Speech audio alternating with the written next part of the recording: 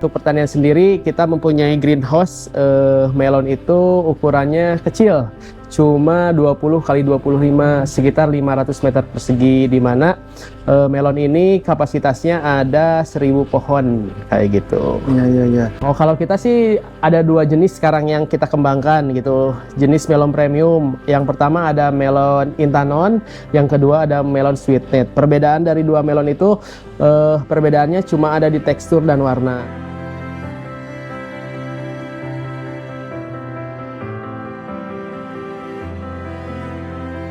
Bismillahirrahmanirrahim. Assalamualaikum warahmatullahi wabarakatuh. Sebelumnya saya perkenalkan, nama saya Dudung. Di sini saya sebagai manajer agroteknologi di Al-Kausar 561. Kebetulan yang disebut dari Sadi Akang itu, kita di sini bergerak di bidang pertanian, peternakan maupun perikanan kayak gitu. Untuk di pertaniannya kita ada pertanian melon dalam sistem greenhouse dan irigasi tetes kayak gitu. Nah, mungkin untuk backgroundnya sendiri ini di Al-Kausar sendiri ini seperti apa nih? Oke, alhamdulillah Al-Kausar ini luas ya. Kita mempunyai 30 hektar lahan yang dimana 4 hektarnya baru kita pergunakan buat bangunan dan sisanya kita masih digunakan untuk pertanian maupun perkebunan kayak gitu.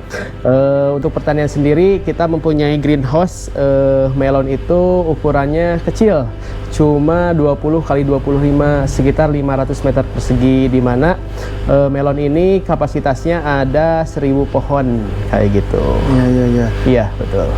Ini awalnya untuk inspirasi terjun ke pertanian melon tuh seperti apa nih, Pak? Oh, awalnya gini ya, awalnya kita ada bantuan dulu awalnya. Dengan adanya bantuan CSR, kita dapat bantuan CSR dari Bank Indonesia. Alhamdulillah bantuannya itu berbentuk greenhouse dan kita itu diperuntukkan untuk pesantren yang berbasis pertanian gitu. Dari itu kita mulai menanam melon gitu. Kita penanaman ini udah mulai penanaman yang ke-10. Iya, betul. Ini untuk berdiri pondok pesantrennya udah berapa lama nih, Bang? Untuk awalnya kita berdiri dulu yayasannya berbentuk sosial. Kita berdiri 2011, kemudian kita disusul, kita punya Kuliatul Madinah Islamiyah yang berdiri sekitar 2015, kemudian kita ada SMP-nya 2017 dan disusul SMA-nya 2020. Kayak gitu. Jadi kita masih benar-benar pondok pesantren yang masih baru di sini gitu. Iya. Nah, dan untuk pertaniannya sendiri ini dibukanya tuh launchingnya tuh udah berapa lama nih? Kalau pertanian mungkin dari awal-awal berdirinya yayasan kita sudah membuka pertanian. Kita berkolaborasi dengan masyarakat sekitar gitu, karena di sini juga banyak masyarakat yang mau berkontribusi untuk melakukan pertanian. Dari dulu tuh kita awalnya tuh pertaniannya palawija, Kang.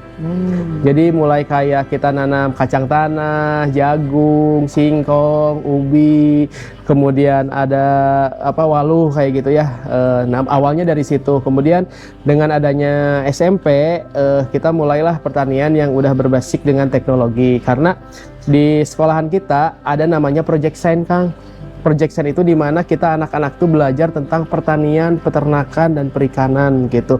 Di selain sisi juga itu anak-anak tuh diwajibkan juga di sini ekskul pertanian, Kang. Jadi ekskul wajib tuh ada dua, ada ekskul pramuka dan pertanian, namanya ekskul agroteknologi sendiri gitu. Jadi di sini anak-anak tujuannya dikenalkan dengan pertanian ya. Nantinya saya pengen tuh generasi muda itu gak hanya pintar di akademik ataupun agama, ataupun nanti mereka pun jadi orang-orang hebat, tapi dia tuh mempunyai basic yang pertanian gitu kan. Setidaknya dia pulang dari kerja atau dari kantor tuh dia udah punya tanaman di rumahnya sehingga gak harus beli gitu. Makanya dari sejak dini kita tanamkan hal seperti itu kayak gitu, karena siapa lagi kalau bukan kita dari awal ini yang akan nantinya bisa membangun pertanian di Indonesia ini gitu, Kang. Seperti itu. Nah, untuk di melon mungkin, Pak, dari mulai awal penanaman sampai panen itu untuk perawatan awalnya itu seperti apa? Oke, kalau melon ini lumayan lama ya perawatan melon ini. Kita mulai penyediaan media dulu. Biasanya media yang kita gunakan tuh ada dua, ada kokopit sama sekam bakar gitu. Kemudian setelah itu kokopit dan sekam bakarnya kita fermentasi, kita pakai dulu juga anti jamur ataupun itu. Kemudian kita peram selama 2 minggu Kang buat steril media tersebut. Kemudian kita ada 2 proses sebelum ditanam itu. Si bibitnya itu harus disemai dulu Kang. Penyemaiannya itu selama 10 hari. Jadi setelah 10 hari disemai, baru si bibit melonnya itu dipindahkan ke media yang sudah ada di polybag tersebut. Jadi melon ini kurang lebih dari mulai semai sampai panen itu sekitar 85 hari. Karena semainya 10 hari, kemudian masa tanam sampai panen itu adalah 75 hari setelah tanam gitu. Jadi sekitar butuh waktu sekitar 90 hari gitu.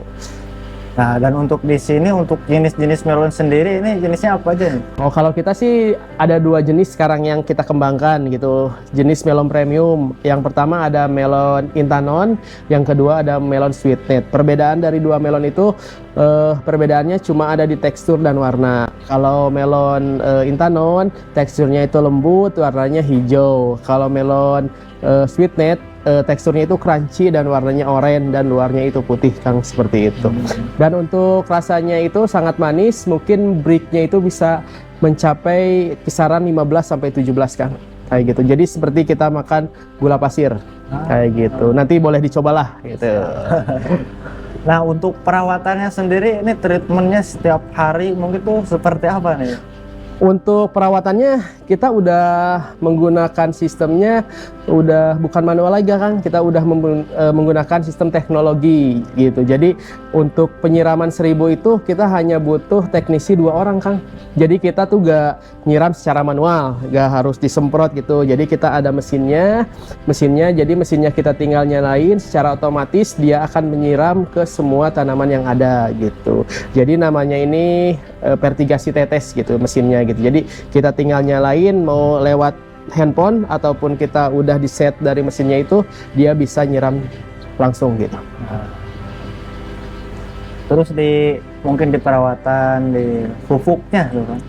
Untuk pupuknya kita menggunakan AB mix cair ya. Jadi si pupuknya kita cairkan di tong-tong yang besar itu, kemudian kita larutkan. Setelah itu baru kita setel si mesin itu biar si pupuknya itu dilarutkan ke semua tanamannya. Jadi setiap hari tanaman melon ini wajib untuk dipupuk itu. Jadi di air itu udah ada ketentuan berapa ppm sih hari ini tuh harus dikasih pupuknya kayak gitu. Karena dari mulai awal tanam sampai akhir itu ppm-nya berubah-berubah Kang, kayak gitu.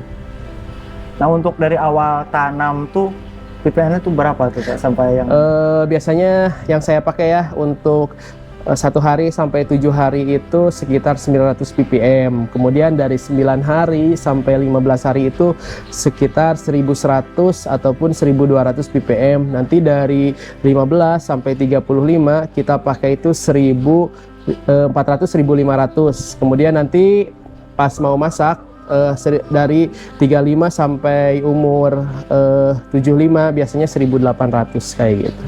1700 1800 lah. Kita gimana ngelihat kondisi si tanaman tersebut gitu. Nah, kalau di melon sendiri untuk waktu panen itu berapa lama?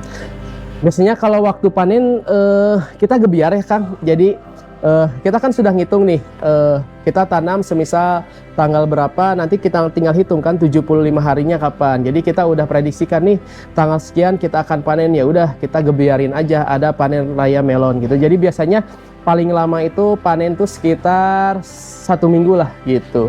Biasanya hari kedua, ketiga, keempat itu pembeli membludak, karena kalau di kita tuh tujuan sasarannya itu adalah orang tua Kang, kayak gitu. Selain dari warga sekitar, adapun orang tua dan orang-orang yang jauh itu. Jadi kita kadang memerlukan 1 ton itu tidak cukup lama gitu buat menjual 1 ton itu gitu. Malah kita kekurangan sebenarnya kayak gitu. Nah, untuk lukanya atau luka-likunya tuh proses penanaman tuh seperti penyakit tuh apa ya teman? Kalau suka dukanya sih pasti ada aja lah ya. Kalau dukanya itu biasanya kalau melon itu yang paling susah diprediksi itu adalah keriting daun.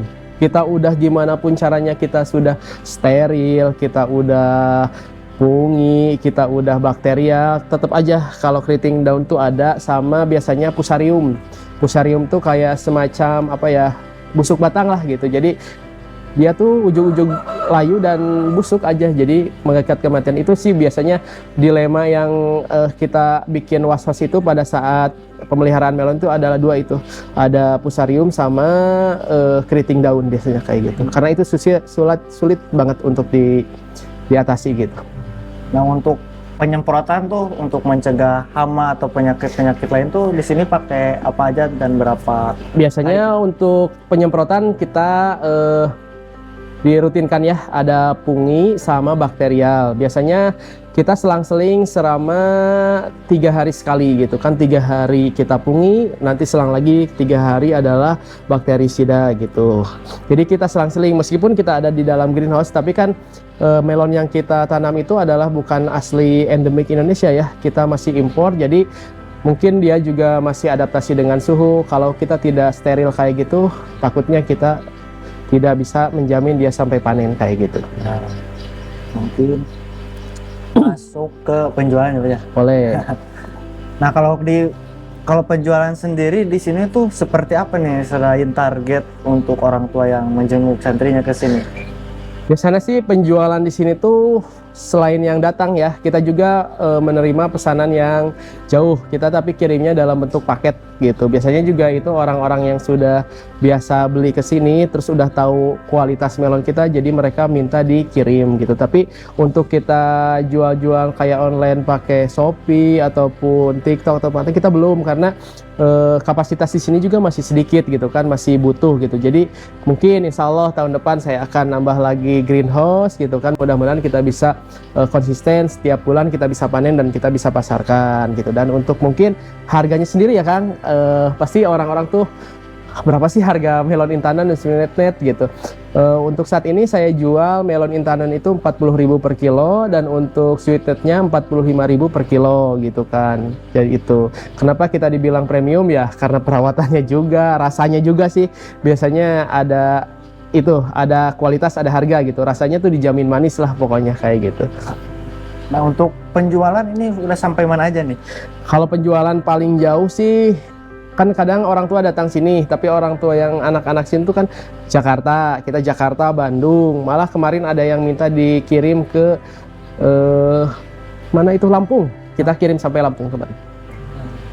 Nah, mungkin kendala di penjualan sendiri untuk selama ini nih, Pak. Mungkin kendalanya buat ini sih, penjualan yang online itu Kang, karena kita ada di tempat yang jauh dari kota ya, jadi harga paketnya itu yang mahal sih penjualan kalau online itu. Jadi ekspedisinya yang kita susah gitu kan, meskipun sekarang udah ada ekspedisi beberapa yang mau ambil ke sini, tapi harga kirimnya itu, jadi kadang harga ongkir sama harga pembelian melon tuh hampir seimbang gitu. Jadi beli melonnya tuh hampir 2 kali lipat harganya gitu. Kadang itu sih dilema dan kendala yang untuk penjualan kayak jauh-jauh gitu. Nah, mungkin untuk tipsnya agar penjualan tidak ada kendala nih seperti apa? Mungkin tipsnya penjualan tidak ada kendala, mungkin saya akan bikin inovasi baru. Ini lagi rencananya sih ada inovasi baru juga. Jadi kita pengennya sih mereka yang datang ke kita metik di sini sampai edukasi gitu kan. Kita mau ngadain ada edugro wisata gitu. Jadi selain kita ada petik melon, kita bisa nanam tanaman, kita bisa petik buah-buahan yang lain, ada duren, ada jambu, ada mangga, ada rambutan. Kita banyak sebenarnya Kang, karena kita mau buka juga edugro wisata. Jadi sih pengennya sih orang tuh datang ke sini aja sambil dia belajar, tapi dia sambil menikmati hasil dari kita gitu. Selain itu juga saya juga mengembangkan, mungkin mereka bisa mencicipi melon ini dengan bentuk keripik melon nanti Kang, kayak gitu. Jadi meskipun nanti harganya mahal, tapi di ongkosnya mungkin agak murah karena itu ringan ya. Jadi kita akan bikin keripik melon, keripik nangka kayak gitu sih, dengan harga mungkin ya gak begitu mahal, tapi dengan kualitas yang enak mungkin kayak gitu. Siap. Nah, ini kita mau minta motivasi dan semangatnya nih buat para pemuda milenial atau teman-teman yang udah bergerak di pertanian ini, Pak. Oke, mungkin kalau prinsip saya Kang, bertani itu adalah udah jiwa sih gitu kan. Udah maksudnya gini, pekerjaan yang paling menyenangkan adalah hobi yang dibayar gitu kan. Jadi yang pertama itu kita harus mencintai dulu lah pekerjaan kita tuh apa gitu kan, dan bagaimana. Terus kalau menurut saya, kenapa sih harus malu dengan bertani gitu kan? Orang-orang tuh yang sukses itu ada di bidang apa? Pertanian, peternakan, perikanan juga kan Kang, kayak gitu. Kita tuh gak harus bisa duduk di meja cuma megang pulpen tanda tangan kita dapat itu. Tapi bertani itu subhanallah, pokoknya gini, kita bisa membantu orang-orang untuk melangsungkan kehidupan yang pertama. Yang kedua juga kita mencintai tanaman itu sama dengan kita mencintai orang-orang yang lain gitu. Jadi berkahnya juga banyak gitu. Jadi untuk anak-anak muda sekarang, jangan malulah buat kita untuk bertani ataupun berkotor-kotoran gitu, karena hal itulah yang bikin kita menikmati hidup gitu kan. Bukan hanya untuk mencari uang, tapi adalah mencari keriduan yang akan nantinya insya Allah akan berkah buat semuanya gitu. Mungkin itu aja Kang, mungkin dari saya. Nah, mungkin itu aja teman-teman. Untuk pertemuan kali ini mungkin kita ke depannya akan bikin konten lagi seputar peternakannya juga di sini ya. Boleh, di sini ada peternakan dan ada perikanan yang juga kayak gitu. Untuk kita sekalian lah ini ya teman-teman. Ya, mudah-mudahan kisah inspirasi tersebut bisa menjadi inspirasi dan wawasan untuk kita semua, dan mungkin seperti itu aja. Terima kasih. Amin.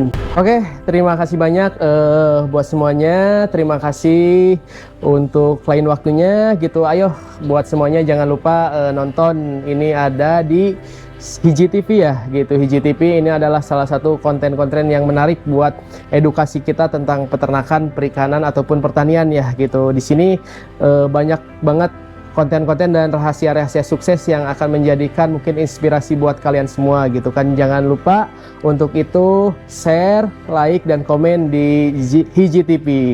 Mantap.